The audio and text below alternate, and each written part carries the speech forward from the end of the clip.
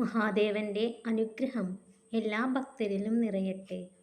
ഭക്തരെ, ആവശ്യങ്ങൾക്ക് മാത്രമാകരുത് ബന്ധങ്ങൾ.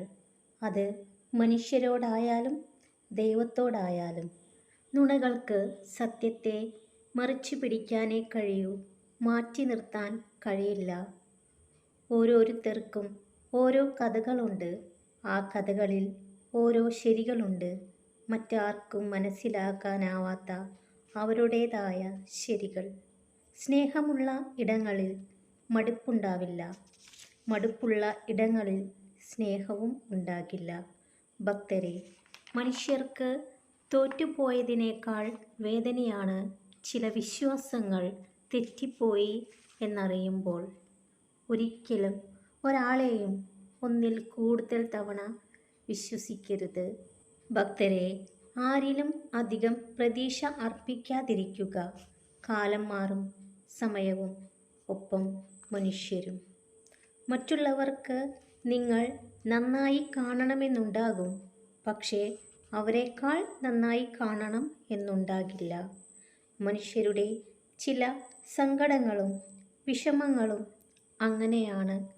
എത്രയൊക്കെ മറന്നെന്നു ധരിച്ചാലും കാലം അതിനെ ഓർമ്മപ്പെടുത്തിക്കൊണ്ടേയിരിക്കും.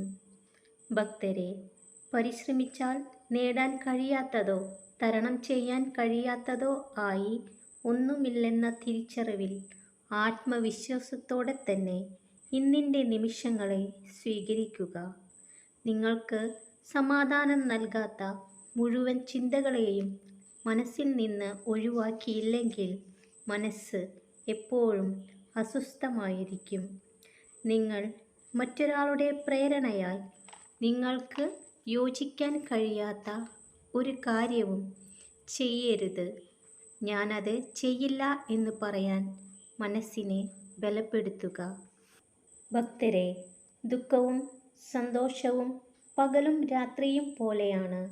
സന്തോഷത്തിൽ നിന്ന് ദുഃഖത്തിലേക്കും ദുഃഖത്തിൽ നിന്ന് സന്തോഷത്തിലേക്കും ഒരുപാട് ദൂരമില്ല.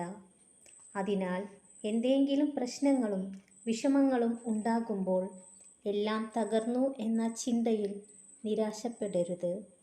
എല്ലാം തികഞ്ഞ ഒരു ജീവിതത്തിന് വേണ്ടിയല്ല, ജീവിക്കുന്ന ഓരോ നിമിഷവും സന്തോഷത്തോടെ ഇരിക്കുവാനാണ് ശ്രമിക്കേണ്ടത്. എല്ലാ ഭക്തരും സന്തോഷത്തോടു കൂടിയിരിക്കുക. മഹാദേവന്റെ അനുഗ്രഹം എല്ലാ ഭക്തരിലും നിറയട്ടെ. ഓം നമഃ ശിവായ.